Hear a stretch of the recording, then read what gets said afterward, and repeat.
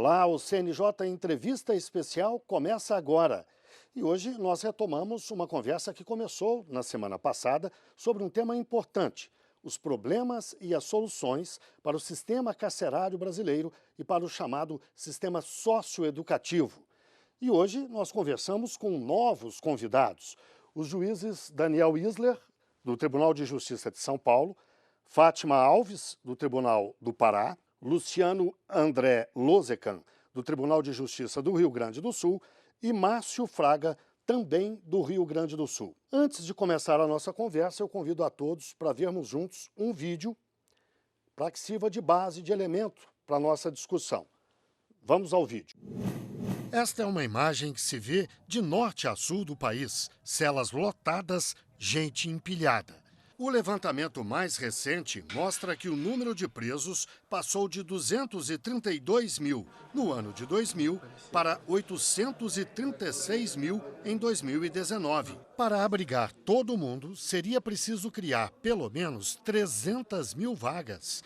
Outro caminho é investir em penas alternativas e monitoração eletrônica. E reduzir a superpopulação carcerária é uma das metas do programa Justiça Presente do CNJ, em parceria com o Ministério da Justiça e Segurança Pública e o PNUD, Programa das Nações Unidas para o Desenvolvimento.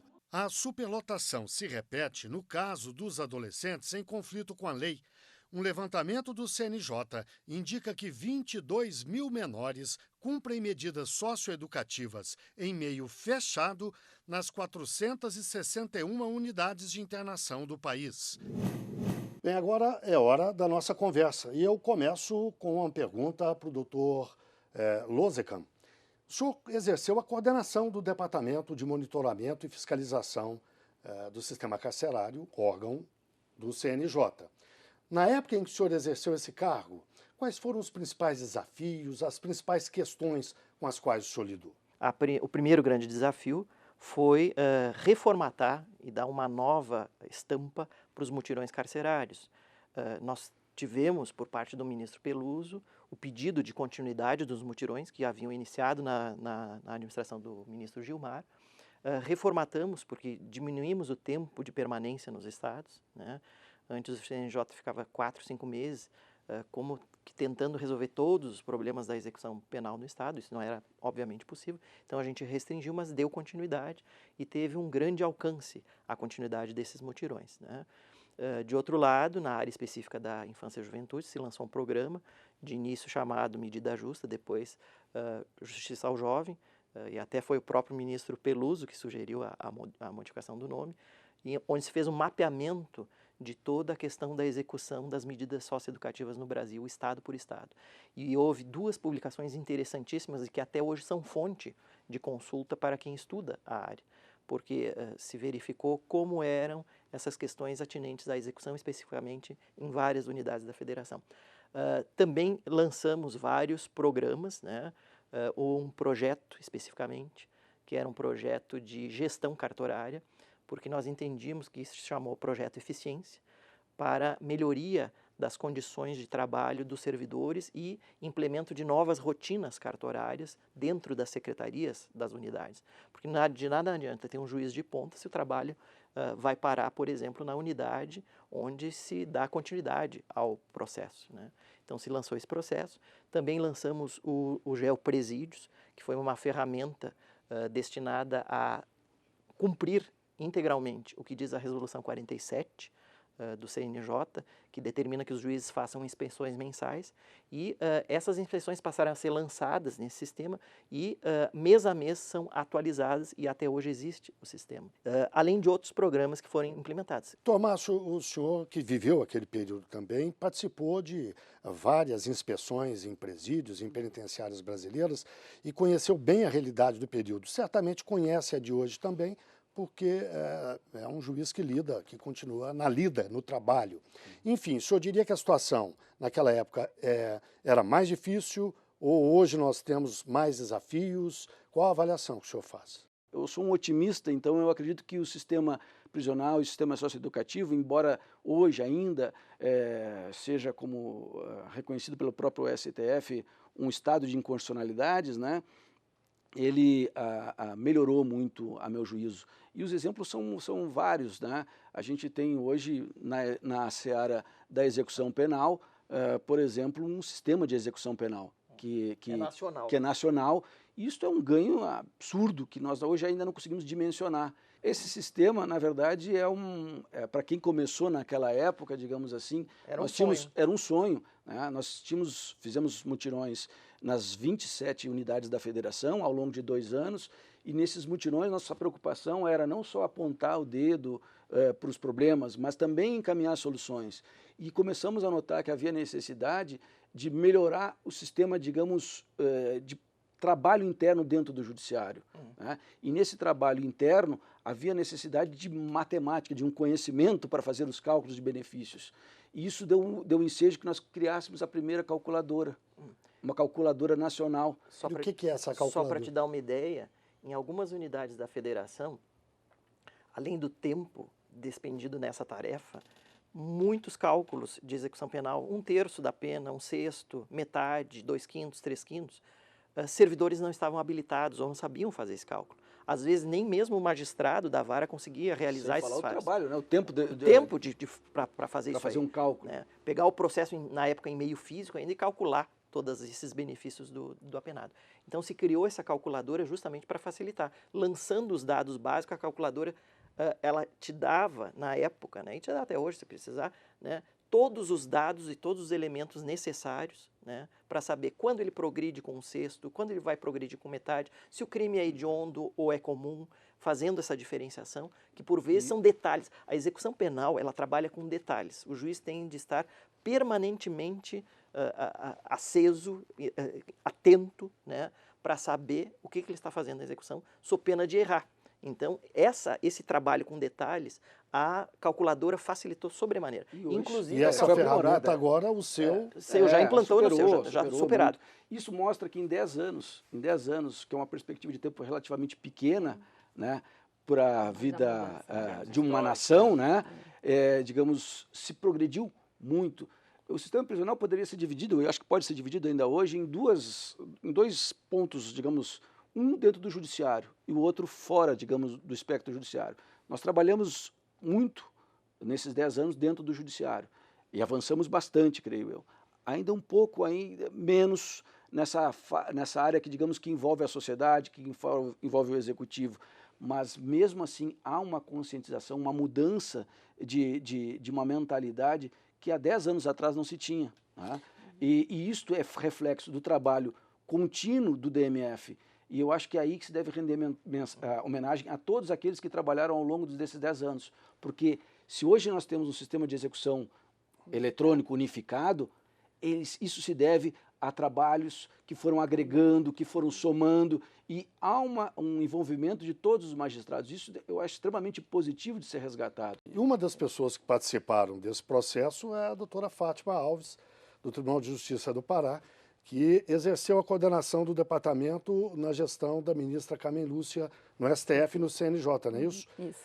O que tem de diferente dos desafios que se vê hoje, daqueles que a senhora enfrentou na época, e que contribuição a senhora julga que o departamento deu naquela época para essa evolução que as pessoas estão registrando aqui? É bem lembrado que o trabalho é contínuo, né?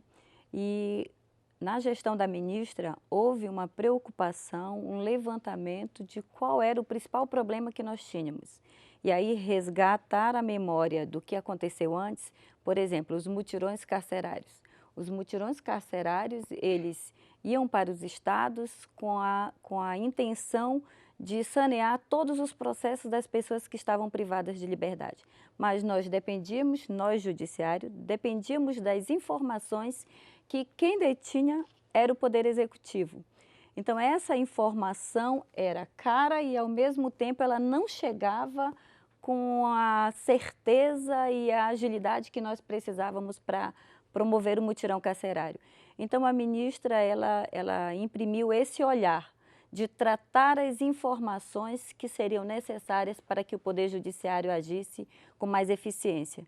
Então, ela focou em trabalhar a informação, em criar um cadastro nacional de presos que pudesse não só agilizar a atividade do juiz, mas, ao mesmo tempo, permitir um planejamento de ações para atingir os objetivos e sanear os problemas que o sistema carcerário ainda tinha e ainda tem até hoje. Hoje o banco permite essa visualização, o juiz do Pará, se tiver um preso no Rio Grande do Sul, ele vai saber que o preso dele e o banco vai alertar. Somatório de 10 anos, uma qualificação de informação que nós não tínhamos. Exatamente. Né? Isso em 2010, essa qualificação da informação que é tão importante para uma boa prestação jurisdicional, a gente às vezes olha a realidade atual, tem muito para construir, tem muito para melhorar, mas em 10 anos, a gente que viu aquela realidade ter hoje essa informação qualificada que permite uma melhor prestação jurisdicional, é dizer que o Poder Judiciário, ao longo desses 10 anos, veio fazendo o seu dever de casa. Eu acho que isso é importante, que a sociedade saiba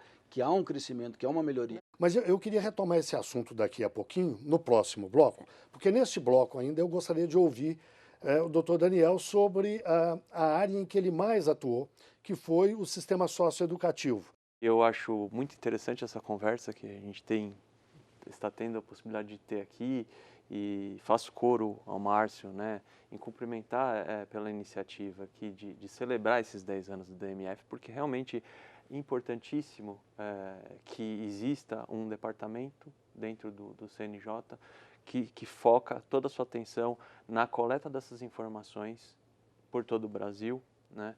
E o Brasil tem diversidade enorme, né? De sul a norte, de leste a oeste, as diferenças entre os estados, o funcionamento do judiciário em cada local é muito diverso. Como em qualquer outra área da Né? atividade no país. Exato. Há discrepâncias. As padronizações são diversas em cada estado tem um formulário diferente, então você conseguir integrar isso tudo é desafiante.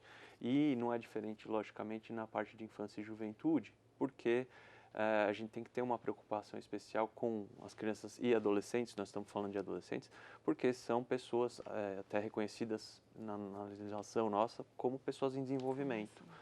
E o investimento que se faz na criança e no adolescente vai refletir na melhoria social em geral, na qualidade de vida de todos, nas próximas décadas e séculos. Então, daí a importância desse trabalho. Porque sem informação você não consegue dirigir a ação. E os recursos públicos são extremamente escassos, né? Existe dificuldade, tanto em termos materiais quanto escassez de recursos humanos para você lidar com esse tipo de problema. E já está aí, né? Seria muito mais fácil se a gente pudesse prevenir tudo isso de acontecer. Mas o sistema em si, onde ele ainda falhava na época que o senhor estava lá, e que medidas foram tomadas para tentar resolver o problema? Naquela época, quando a gente começou a trabalhar com isso, né, o colega hoje desembargador Reinaldo Cinta Torres de Carvalho, na época o secretário do CNJ Rubens Rio, hoje também desembargador, né, sob o comando do ministro Peluso, o problema em si é que até então, na área da infância e juventude, não havia um órgão centralizador que pudesse reunir informações e orientar o funcionamento do sistema socioeducativo de modo geral. Ainda não havia a lei do SINASE, que veio um tempo depois. Que lei é essa, por favor? É a lei do SINASE, o Sistema Nacional Socioeducativo, tá? Que também dirige a execução das medidas socioeducativas. Então, havia pouco conhecimento sobre como esse sistema, sob a égide até então apenas do Estatuto da Criança e Adolescente, que todo mundo sabe é uma legislação moderna, mas que em termos sociais ela precisa ser implantada ainda, né? Então não se sabia até que ponto, em que medida ou como exatamente essa implantação das ideias, dos princípios do Estatuto da Criança e Adolescente estavam sendo feitos na prática. Não havia informações, lógico, mas não de uma maneira sistematizada e integralizada. E esse foi o grande trabalho do Programa Justiça Jovem, de produzir esse conjunto de informações em todos os estados. Foram visitadas todas as unidades de internação do Brasil, né, num período de 2 anos. Então foi um trabalho grande. O resultado final, o Luciano mencionou, foram relatórios importantíssimos até hoje, são fontes de informação até hoje, né? É um trabalho que precisa continuar, né? Porque a gente fez isso há 10 anos atrás. Eu ia perguntar, não se produziu um outro, né, depois Então, disso. assim, de toda maneira isso precisa ser feito. Né? Mas isso é importante, né? A informação para fazer gestão, estão na moda, precisa de dados. Se não medir, não se faz gestão. Se não tiver informação, não se faz gestão. E nós, em 2010, nós não tínhamos informação, nós não tínhamos dados, nós não medíamos. E como é que se faria gestão dentro do sistema socioeducativo ou do próprio sistema prisional? Ou seja, isso numa década, a gente ter essa informação qualificada. E hoje, quem pega, por exemplo, na questão do sistema socioeducativo, já tem uma bagagem, já tem uma informação que foi alvo, que foi decorrência do trabalho desses colegas que percorreram, digamos, os 20 estados da federação, 27 estados da federação, e conseguiram compilar um número de informações absurdas, né? Bom, eu quero lançar uma pergunta para o próximo bloco desde já. O que é preciso fazer, o que falta ainda para ser feito para a gente vencer o superencarceramento ou a superlotação num caso e no outro? Vou pedir que a gente responda isso coletivamente no próximo bloco. Então, nós voltamos já logo depois do intervalo com as respostas.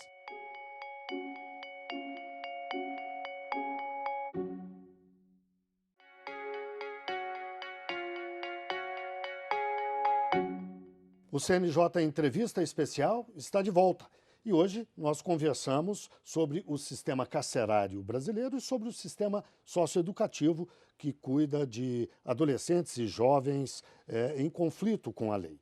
A primeira pergunta que eu faço nesse nosso segundo bloco é para a doutora Fátima Alves, que foi coordenadora do Departamento de Monitoramento e Fiscalização do Sistema Carcerário na gestão da ministra Carmen Lúcia. Naquela época já era grande o número de pessoas encarceradas no Brasil. A gente percebe que ano a ano o número aumenta, embora tenha havido um enorme avanço no combate a esse problema. A gente citou no bloco passado a criação do Banco Nacional de Monitoramento de Prisões, do SEU, que é o Sistema Eletrônico de Execução Penal. Mas o que falta para a gente definitivamente dar um passo maior do que, dar uma solução maior do que o problema que a gente tem? Guilherme, o problema é complexo e não existe um milagre, não existe uma única ação que vai resolvê-lo, né? Então, é uma sequência de ações e de envolvimento que perpassa pelas instituições e pela sociedade. Quer dizer, o Poder Judiciário ele vem tentando algumas medidas, mas, como eu disse, a solução ela não é única, ela não parte só de uma instituição. Envolve muito o executivo. Envolve né? o executivo e tem que envolver a sociedade para entender que esse encontro com a pessoa encarcerada ele vai acontecer. Pode ser no presídio, pode ser na rua, comigo, com o senhor, com o familiar, mas esse encontro vai acontecer. E o tratamento que a gente der àquela pessoa que está encarcerada é o tratamento que nós vamos receber quando encontrá-lo de volta. Então é preciso que a sociedade saiba tratar essa pessoa que foi encarcerada e que vai ser devolvida à sociedade, para que ela possa ajudá-lo nesse retorno social. Ou seja, a senhora está dizendo que o Brasil precisa debater essa questão, entender, digerir esse assunto para que envolva todo mundo. Com certeza. É por aí. Com certeza. Doutor Lozecan, o senhor coordenou em outras épocas, mas a sua experiência daquela época, com certeza, pode contribuir para hoje. O que o senhor acha que pode ser feito para a gente vencer o superencarceramento? Olha, Guilherme, essa é uma pergunta profunda e difícil de ser respondida. Eu acho que, em primeiro lugar, fazendo uma análise do ponto de vista da sociologia, é o tipo de sociedade que nós estamos construindo. Né? Começa por aí. Uma sociedade absolutamente excludente, né? Em que certas camadas da população não têm acesso aos bens de consumo, né? E, de outro lado, se estimula um consumismo muito grande. E isto, cedo ou tarde, se reflete onde? No sistema de justiça criminal. Né? O acesso a bens básicos ou mesmo a bens que a maioria das pessoas possuem, ou pelo menos deveria possuir. Né? Então, esse é um primeiro dado. Agora, também há uma necessidade de discutir profundamente o tipo de modelo que nós queremos para o nosso processo penal. E por que eu digo isso? A nossa Constituição de 88, ela adotou, segundo uma boa parte da doutrina penal brasileira, o sistema acusatório. E esse sistema acusatório, ele possui uma ótica e um viés de trabalho diferente do sistema misto inquisitivo que nós tínhamos e que vinha do Código de Processo Penal de 1941.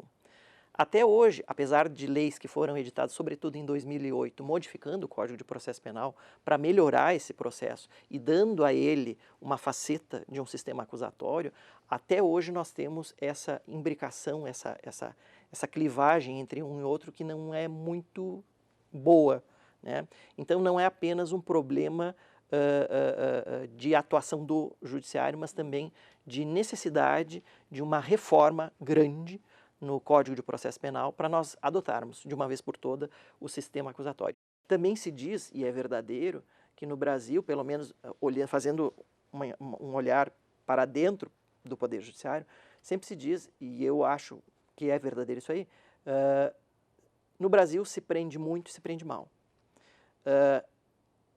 Eu tive a oportunidade de um tempo atrás ser juiz de vara criminal e por vezes aquela pessoa que está presa, ela fica 6, 7, 8, 10 meses presa e ao final do processo eu vou conceder uma pena restritiva de direito. Vou condená-la, né, mas vou conceder uma pena restritiva de direito, ou seja, ela vai cumprir aquela pena em liberdade. Vai cumprir o serviço comunitário, a limitação de fim de semana, a prestação pecuniária e por aí vai. Né? Ou seja, por que eu mantive essa pessoa durante tanto tempo presa? É uma questão de sistema, de mudança de sistema. Claro que nós, enquanto Poder Judiciário, temos que olhar para dentro e fazer uma autocrítica, dizendo, olha, é necessária a prisão nesse caso, sim ou não? Eu queria encaminhar a mesma pergunta que fiz para os dois até agora ao doutor Márcio. Como combater esse superencarceramento que chegou a esse nível absurdo, de 800 e poucos mil presos? A bem, na verdade, nós temos uma situação complexa e que não pode ser vista de modo maniqueísta, preto ou branco, sim ou não. A resposta não é binária necessariamente. E ela precisa ser atacada em várias frentes.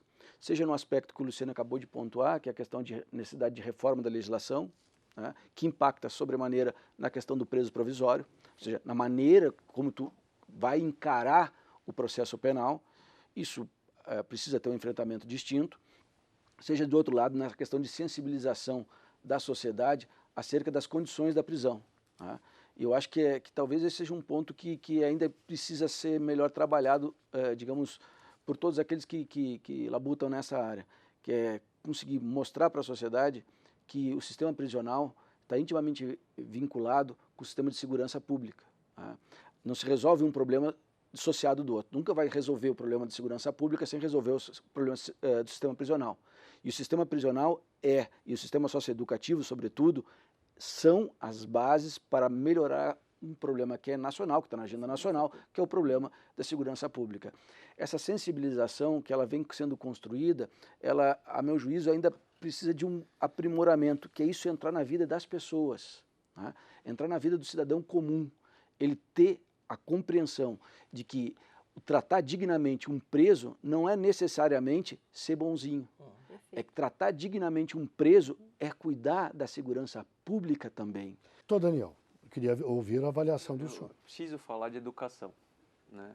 Da mesma maneira, o Márcio mencionou que o sistema penitenciário ou socioeducativo está ligado com o sistema de segurança pública. A Fátima também mencionou que esse preso, esse adolescente, ele volta. Né? O Luciano até gostava de falar, no momento ele é problema meu, amanhã ele será problema seu. Né? E o que a gente vê, né, se olhar, por exemplo, países de primeiro mundo, como é que é o crime nesses países? Tem essa criminalidade violenta, esse assalto na rua com revólver, né?